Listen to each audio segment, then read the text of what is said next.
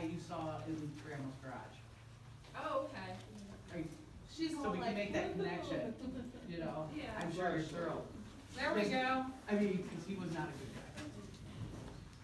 guy. Are you sensing that? Very powerful. He's very, very forceful. Okay, so let's get to the story and go, just interrupt me. I'm sorry, I just can't hear when everybody's talking. It's fine, I So, understand. You just tell me when you're ready.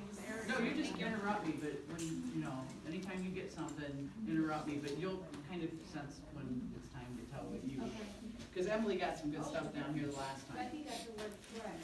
Threat, well, there was a threat. Well, he tries to. October 4th, 1829. Benazat Parker owned a tavern and in Fort Seneca, and the tavern actually, John, did we decide that the tavern was in the bottom and that the family probably lived up above, right? Right. And John, you can tell us what's neat when you walk into this. I grew up in this place. I mean, I grew up knowing this place. And then John's going, look at the rafters. Yeah, they're tree branch, or Trees. like tree trunks. Yeah. Well, it's like the framing in here, but with the whole It's the whole round tree. branch. He had about 4 kids, I believe, and he was married, but he was probably kind of unsavory, to say the least. This was a Sunday. They call it the Sabbath. It was on the Sabbath, October 4th, 1829. He was having a party with his buddies. They were drunkards, skunks, all of them. And basically what he was doing was, he was very blasphemous. He was having a mock sacrament. And corn dodgers was the body of Christ. Whiskey was the blood of Christ. Yeah, so you know this is not gonna end well. So anyway, they're drunk. At that point, at that time, you were not allowed to, by order of the government, you were not allowed to serve Indians alcohol. And so what happened was he didn't care. There were 2 badasses in this story, and he was one of them, because he didn't care and he was just routinely arrested and fined. Who are we talking about? Benazat Parker. Okay. Nancy's saying, I'm not gonna stoop to his level, basically. is what she's Okay, really good. saying. Because I see this in. I think he's trying, he sees us as a threat, Well, Right? yeah, I In a would way. assume. because we give. Are you talking about Parker or the? Peter Port. Okay, well, we're not there yet, so we'll get there. All right, so Benazat Parker, so this is the whole deal. Peter Pork is in there. Peter Pork is drinking. Peter Pork was a bad guy, but he's had a big ego. Rachel will tell you that. So Peter Pork is in there, and Peter Pork was a murderer. There, flashlight. There you go. I'm telling you, he's got a big ego. Yep. Thank you, Peter. You turn that out for us. You know we're going to keep talking about you. He bragged basically, he had committed like 8 murders. And the most recent one was he and his actual quote unquote friend went to Lower Sandusky. You guys know where Lower Sandusky is? I know Becky does. Fremont. Yep. And they had been in Fremont, they got all liquored up, and they came back and they got in a big fight and killed him. You know, it's like, oh, don't fight with me, I'll just kill you. There was an old widow woman that was an Indian, and he killed her as well, and then he just covered her body. I mean, this is what this guy did. So let's add alcohol to that. It's an already, you know, that type of personality. So Benazat says, no, you can't have any, after he'd been serving him. And Pork got mad, and I guess the argument lasted about a half an hour. And there's a reason I'm telling this, because it will tie into this property as well. But where Peter Pork lived, I will tell you in a second, because they say now, I found out that, I always thought they moved that building, the tavern. Another one from 1868 says that they argued all the way out to the gate. Oh, yeah. So is it possible that didn't get moved and there could have been a gate out there? Because like I say, it's Fort Seneca, you just never know what happens there. So they argued anyway. Parker had picked up a stick out of the fireplace that was burning on the end, and he was threatening Pork. Well, Pork, don't, you know, what do they say? Don't go to a gunfight with a knife or something. Pork pulls out his scalping knife. Flashlight. And we know how big that scalping knife probably was, don't we, Peter? He stabs Parker in the side.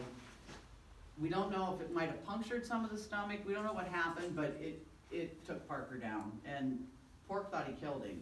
In essence, he didn't kill him. The guy was bedridden for the rest of his life, which was 18 months. He never, you know, got up again. I mean, and then it killed him. It ended up killing him on New Year's Day, 1831. So anyway, Pork, you know, knowing that everybody's gonna get him now, he runs across Abbott's Bridge. Do you guys all know where Abbott's Bridge is? He runs across Abbott's Bridge and goes up the hill, and that's where his little village was. So he knew there was gonna be trouble, so he gets in bed, it was, you know, a log house, sticks his knife into the wood. Well, his wife saw that something was up, and she knew something was wrong. And so she knew there was gonna be trouble. So she grabs the knife out and then replaces it with a piece of wood. And, Is Abbott's Bridge the one they don't use anymore in Fort Seneca? no, that's Fort Seneca, and then if you go up to the very next crossroad, do you know where the Fort Seneca store is, or where it was? Yeah, yep. Make it right. Oh, okay. Oh, I know. John? Is it Steyer? Go That's east, north, go Lisa. east, go east. Steyer Park area? Is that Yes, right? yes, Okay. actually, Yeah. if you're in Steyer Park, and you go right up that hill, Yep. on that side, that's where he lived. Flashlight. And I know, I got east, didn't I? I don't do directions, and that's why John makes fun of me all the time. Thank you.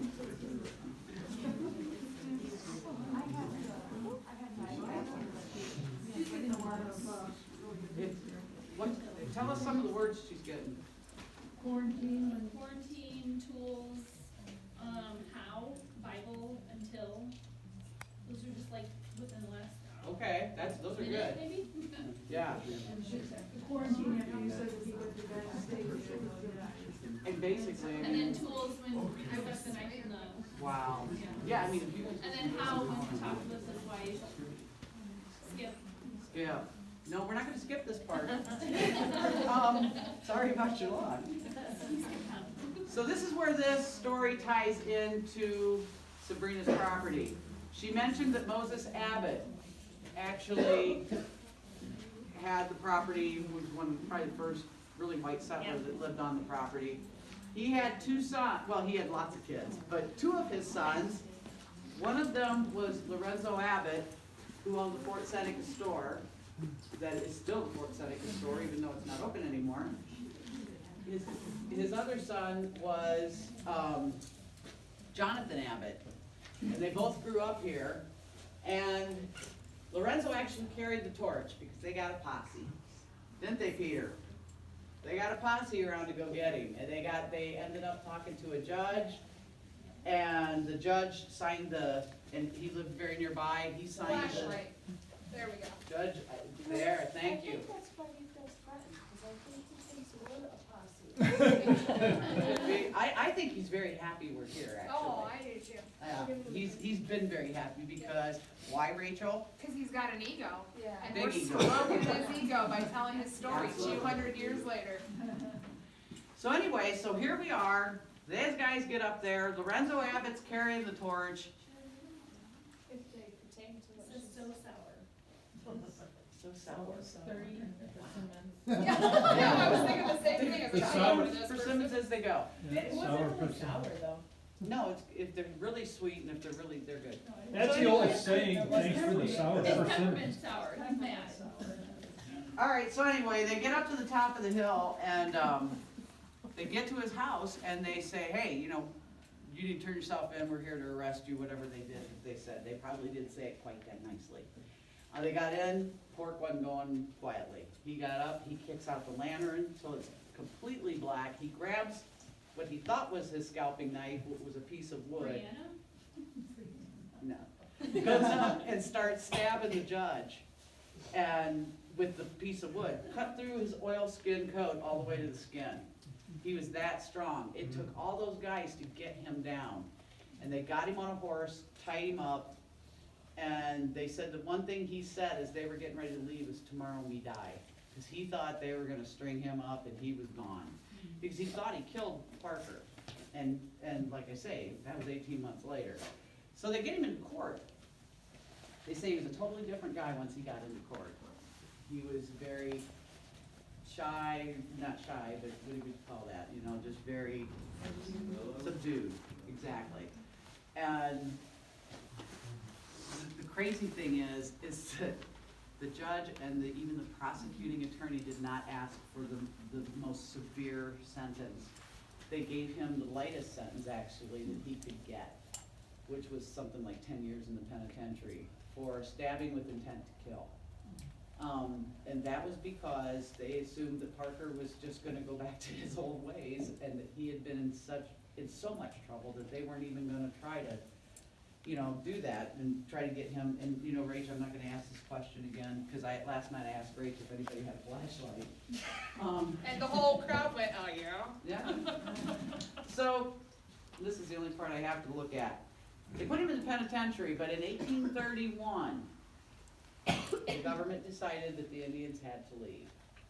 So they evacuated all the Flashlight. Indians. There we go. Yep, I think we've got them. They made them all go to, the Neosha River and Cow something River in, wasn't Oklahoma yet, because they're in Oklahoma now. Kansas, thank you. But in 1835, Joseph Heron, who was a half-breed, and he was a Mohawk, came here for a visit, and then he found out that Pork had killed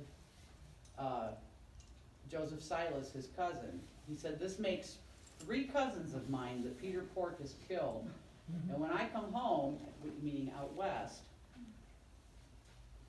"I'll kill Pork." He kept good on that promise. When Heron kept his word, because in 1852, another Indian by the name of White Crow came for a visit and related that Heron knocked Pork down and cut his throat clear off. So now, Emily has been here, Lindsay has been here, this is Nancy's first time. What did you say you got the first time you were? Well, when I remote viewed, which is where you aren't physically on the property, but you're like there in your mind, I saw him over in the trees out where we park our cars, and he just kinda had his face covered with his hair, he wouldn't let me see his face. And he kind of had this intimidating attitude, like, you don't mess with me, I won't mess with you, this is my area, you know, aren't allowed here. I just kinda got that. Stay back. Yeah. And Lindsay, did I ever tell you the whole story until today? No. All right. No. So, actually, since Dad passed, I inherited my grandmother's house, and so, God, how many years ago? 4 years ago? It's been a while, but I pegged him in You the, pegged him right now. We Yeah. went in and she went, "Why is there a guy with long black hair?" And he's, did you say mad? Or- he was something else, I don't know what to call it, but he's actually in the doorway over there, I can see him. Oh, he is. He- Hello, Peter Park. And you're telling it, he's gloating. Yeah, He's Robert's gloating as I'm That's telling the me. story. Robert? Is he still See over there? him. He's not gonna mess with you. Yeah. As long as you don't mess with him, And that is the one thing that we always tell everybody, thank you, because that's the one thing we always tell everybody is that you are respectful no matter who they are, because they were actual people. We always say please, we always say thank you, we always are just very respectful to them. But interesting, so he's here, so see, that's the difference between with what we do and what Lindsay does, she can see him. Flashlight. Thank you. Do you think it's Peter setting the flashlight off too then, if he's over there No, closing? there's somebody else here too, because they're messing with my back. They keep pushing my back like this. Do you think Benazah's here? Parker? Do you think the bartender? Person's shorter. He was short, he was about 5'6", he had dark hair and dark eyes. Wait, Yeah, just a minute. He was short, he had dark hair and dark eyes. So 5'6", how tall are you? I'm 5'7", so yeah, that would make sense. You think it But might be he him? keeps poking at my back, like, what is that? I'm going to annoy the crap out of you. Really? Now, do we want the lights to be down? I think you should. Hey, Sabrina, where are you? I don't even know where Sabrina is. I hope she's not here standing with. No, I heard her. She was right. You weren't standing next to me, were you, Sabrina? I was touching Lindsay's back. There you go. No, you're too tall.